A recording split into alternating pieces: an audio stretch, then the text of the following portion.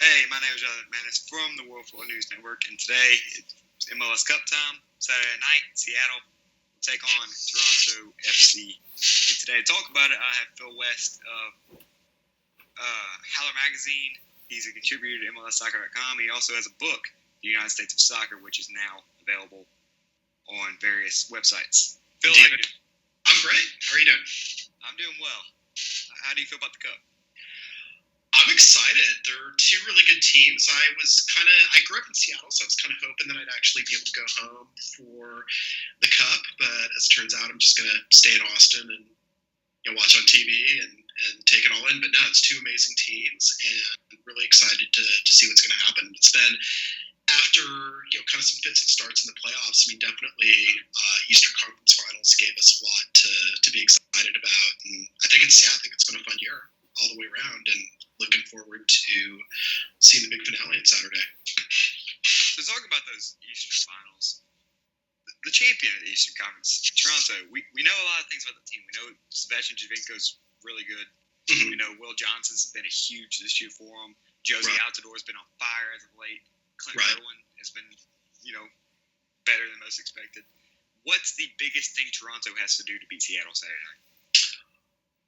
I would say get Giovinco more involved. I mean, again, he wasn't quite as involved as he could have been in that game. I mean, they were still able to pull it out, but I feel like had he been, aside from the one corner kick assist, he didn't seem to have the impact that I would have expected him to. So I think getting him a little bit looser, and again, I mean, with Seattle's defense, it's been a little bit hit or miss throughout the playoffs. I mean, they've been able to hold it together enough, obviously, to make the run. But, obviously Toronto's got a much more threatening offense than Colorado does. So I think, just his involvement, and for Josie to just kind of maintain the level of play that he's had, because he's been tremendous. I mean, again, something, ever since they got back from Costa Rica and all that kind of dismal international action, he's played really, really well. So just those keys, because I mean, obviously Seattle has certainly offensive power to come to counter what Toronto's doing, but I feel like if Josie and Giovinco are playing to their level, then they're going to be really hard to stop. Yeah, I think the biggest thing for Toronto is to control the midfield, mm-hmm. and just fill the ball up to Giovinco and Josie and get those players going. Right. Score goals, because Seattle's going to score their goals. Right. All right. Before we move on to Seattle, I want to give you a chance for some advertisement, of course. Okay. You have a new book, The United States of Soccer. Tell us something about that and where we can get it. Yeah, so it is the history of MLS starting with 1988 when the U.S. was awarded the 94 World Cup, and it follows the early kind of momentum to get the league created, the decision to pump the brakes a little bit after the World Cup and start the league in 96 rather than 95 like a lot of people were expecting, and then just goes through the history, and a lot of it is particularly around fan groups and how fan groups were instrumental into setting the tone and helping to set the atmosphere and helping to actually sell the league to new fans, and then again there's interviews with front office people, managers, with some players here and there, and a lot of news accounts as well. I mean, a lot of it was kind of more collage than writing. A lot of it was just kind of taking bits and pieces from a lot of that coverage and fusing it together into a history. Well, I mean, we all have experienced MLS in different ways, and the beginning of it and what it's morphed into now. I'm sure it's a great book, and I'll be looking for it. Now, for somebody who's looking for it, where can I find it? Probably the easiest way is Amazon. I mean, there are a lot of bookstores that have it, so I always encourage people to shop local. So, peek around in your local bookstores for that, go to their websites, but if not, then Amazon's got it, and you can definitely pick it up there. I'll be sure to look for it. And cool. You can read some of his pieces at MLSsoccer.com and Howler Magazine. Great work by him. I've really enjoyed reading this stuff.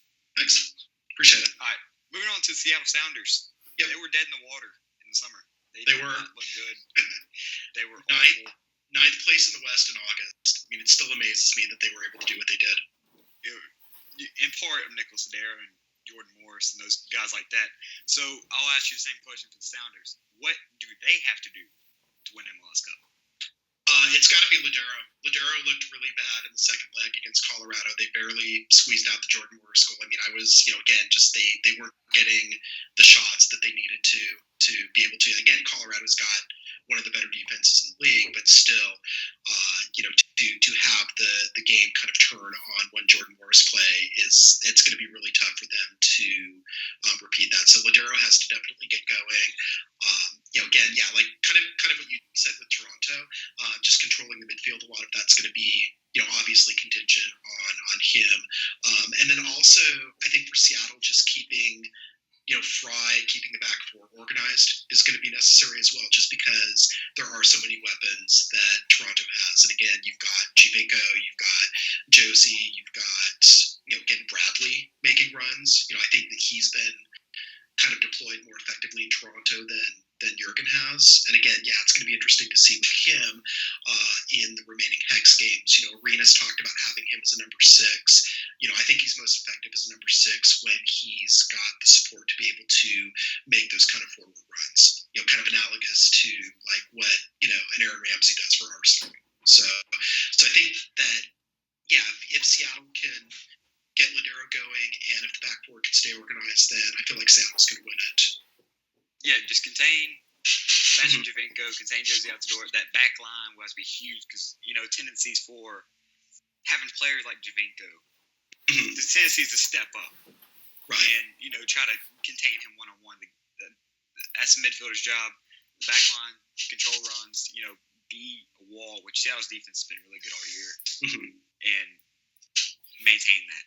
That's the only way you can beat Toronto if you maintain Giovinco, because Giovinco go off and score a hat trick if you don't.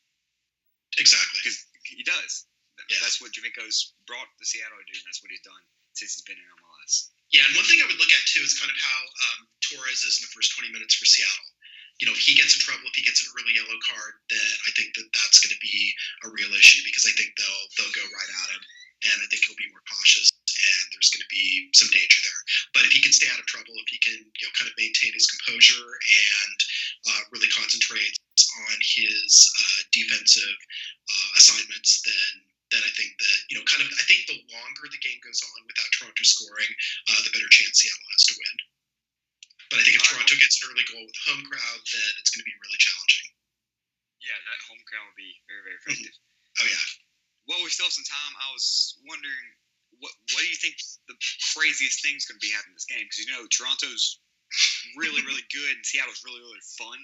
And, these teams don't really have a history of rivalry, but I was wondering what you think would be the craziest thing to happen. I think the craziest thing in terms of what would be kind of the most fun would just be kind of a repeat of what happened with the Eastern Conference Final second leg, where you just have a whole bunch of scoring, where you have both teams making really effective runs against the defense and just turning it into, a high-scoring competition.